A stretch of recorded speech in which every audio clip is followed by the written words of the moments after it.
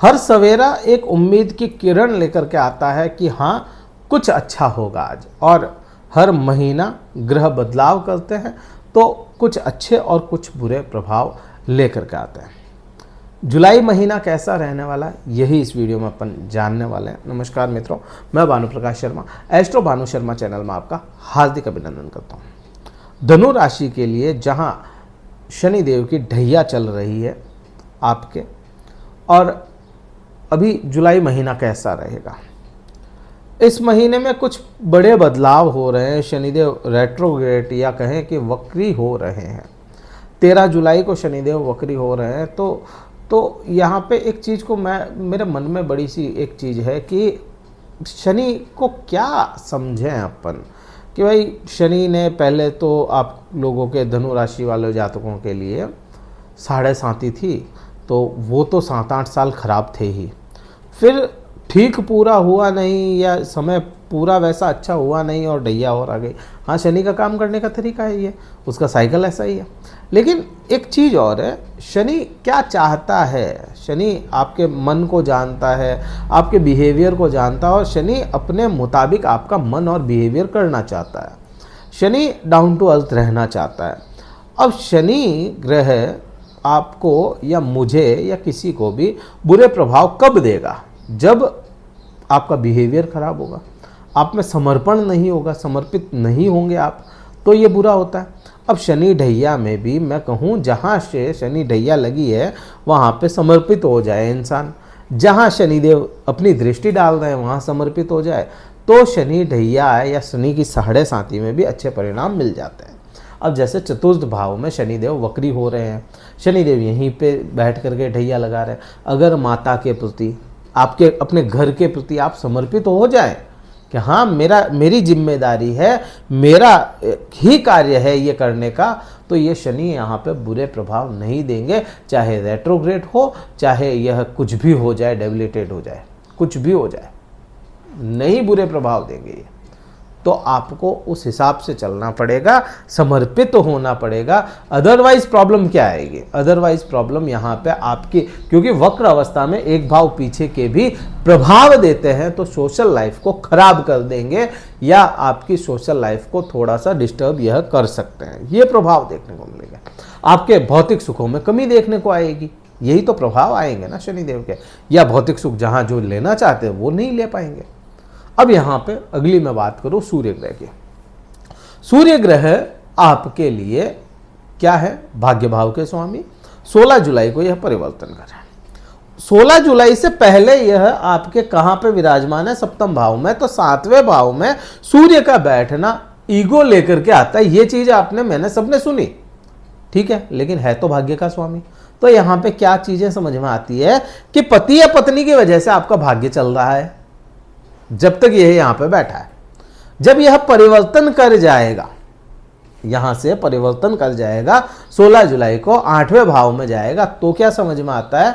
Malefic ग्रह malefic house में जाएगा, तो बेनिफिक तो है ही वो, लेकिन कहां से?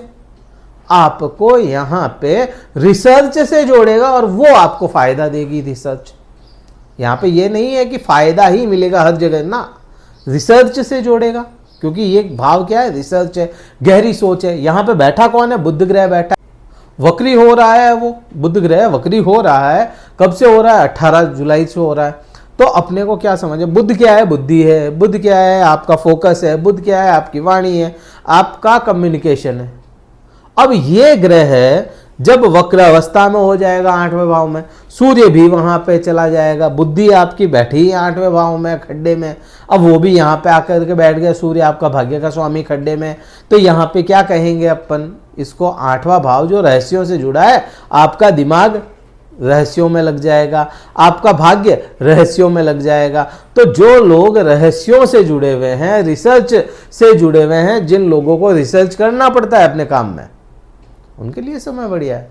भाग्य से उनको चीजें मिल जाएगी। ये प्रभाव अपने को देखने को मिले। फिर अपन देखें अगला प्रभाव, अगला परिवर्तन क्या है? शुक्र ग्रह है।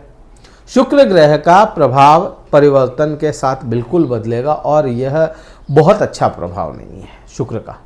अच्छा क्यों नहीं है? क्योंकि रोग ऋण शत्रु में जा रहे हैं। भाव भी इसी का शुक्र का ही है। अब जब शुक्र देवता, शुक्र ग्रह अपने खुद के भाव में रहेंगे तो उस भाव का उत्थान करने की कोशिश करेंगे। अब भाव का उत्थान मतलब क्या हुआ? छठा भाव अच्छा नहीं है ना, रोग ऋण शत्रु है, दुर्घटनाएं हैं, हॉस्पिटल में होने वाला खर्च है आपके द्वारा, आप पे खुद पे नहीं लेकिन द्वारा। तो यहां पे उन चीजों में बढ़ोतरी करते हैं शुक्र। लेकिन शुक्र का फॉर्मूला क्या कहता है अपने को? शुक्र, बृहस्पति, चंद्रमा, बुध, सौम्य ग्रह जितने भी है, यह छठे भाव में, आठवें भाव में, 12वें भाव में प्रभाव कम करते हैं ना। तो वो चीज तो समझ में आती है, लेकिन एक्टिव तो हो गया। अब यहाँ पे इस समय में वाद विवाद से बचना होगा, रोग से आपको संभल करके रहना पड़ेगा। विशेष कौन से रोग? चर्म रोग, जो आपके स्किन डिजीज होती है, फंगल इन्फेक्शन हो गया, उससे बच करके रहो, उससे ध्यान रखो, अपना साफ सफाई का ध्यान रखो, क्योंकि शुक्र क्या है? साफ सफाई है। यूरिन इन्फेक्शन हो सकता है, महिलाओं में जो महिलाओं संबंधित जो समस्याएं रहती है वो बढ़ सकती है। तो ये चीज़ें अपने को समझ में आती है यहाँ पे। अब यहीं से अगर मैं कहूँ सेवा भावी हो जाए इंसान, तो ये छठा भाव जो है वो डाइवर्ट हो जाएगा और उसके प्रभाव कम हो जाएंगे।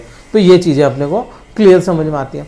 मंगल बड़ा इंपॉर्टेंट रोल अदा करेगा जुलाई महीने में भी।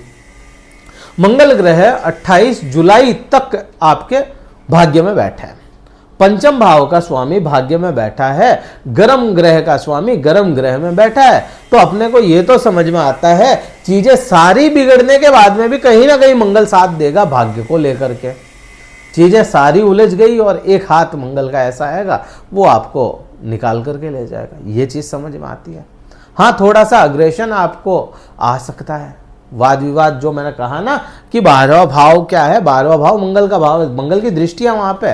वाद विवाद से बचो, मंगल अग्रेसिव बनाएगा। अब अग्रेसिव बनाएगा तो यहाँ पे वाद विवाद करेगा, किसी प्रकार का इल्जाम ना लगा करके बैठ जाओ आप, तो वो चीज़ है। अब ये वीडियो में मैंने जो प्रभाव से ज़्यादा है ना बचाव की बात की है, तो आप समझें बचाव कैसे रखना है। हाँ, मंगल आपको स्थितियाँ थोड़ी सुधारते हुए रखता है, मंगल की दृष्टि शनि पे है, लेकिन शनि भी तो रेट्रोग्रेड हो रहे हैं ना, वो चीज़ को समझना पड़ेगा। और कितने ही दिन बची है मंगल की शनि पे दृष्टि, तो वो चीज़ें हैं। तो क्या उपाय किया जाए इस समय में? इस समय में मंगल के बीज मंत्र का जाप करो, ओम क्रांग क्रिंग क्रोम सा भौमाय नमः। बड़ा अच्छा प्रभाव आपको देखने को मिलेगा, अंदर से मजबूती मिलेगी। हनुमान चालीसा का जाप पठन करें, हनुमान चालीसा पढ़ें, तो ये प्रभाव आने हैं और संभावना तो यही बनी है। ये वीडियो कहीं अच्छा लगे लाइक शेयर कीजिएगा, सब्सक्राइब जरूर कीजिएगा चैनल को। और अगर कुंडली विश्लेषण करवाना चाहते हैं तो डिस्क्रिप्शन में कार्यालय के नंबर दिए गए हैं, व्हाट्सअप मैसेज द्वारा संपर्क करके अपना स्लॉट बुक करवा के फिर मुझसे बात कर सकते हैं।